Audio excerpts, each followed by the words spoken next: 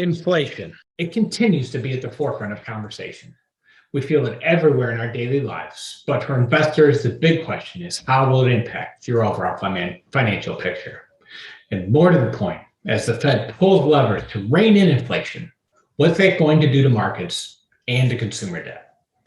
Now, first things first, with the inflation reading in December at 7%, everyone is having 1970s vibes, and not in a good way. But a little perspective here. The average inflation rate for the 70s was 6.8%. Individual readings during the decade were much higher, and it persisted for a very long time. Structurally, everything was different, and by the time the Fed acted in the 80s, drastic measures were needed.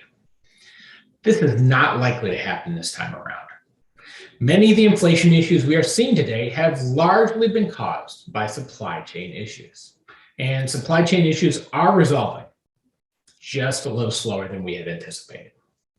Core goods inflation, which is the goods you buy daily, is most impacted by the problems in sourcing and has experienced a massive uptick.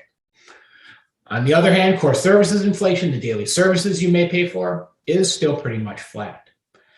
That means that a return to normalcy should bring inflation down rapidly.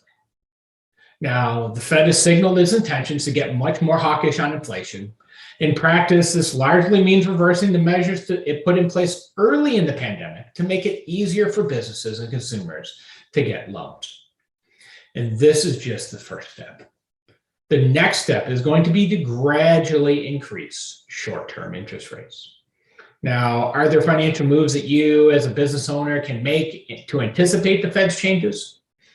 Of course there are. The first thing is that interest rates are likely going up in 2022. So now may be the time to lock in lower rates and convert your short-term debt to something longer term. Pay down your variable high-interest credit card debt. Better yet, perhaps refinance this debt into a longer-term loan with lower fixed interest rates, even if that means a second loan on an asset like your house or your business property. It may even be a good time to take on new debt and reinvest in your business. Just be sure that you have a profitable place to invest those loan proceeds.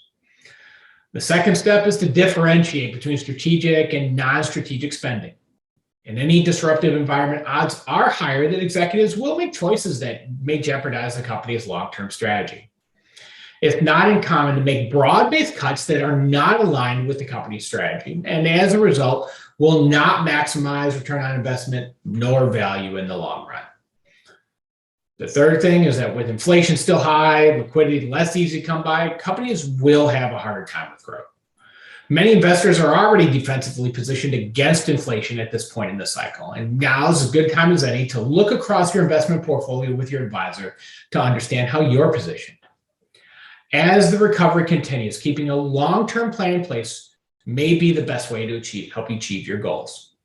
I'm Christopher Klepp, and this has been your Bridge Towards Wealth.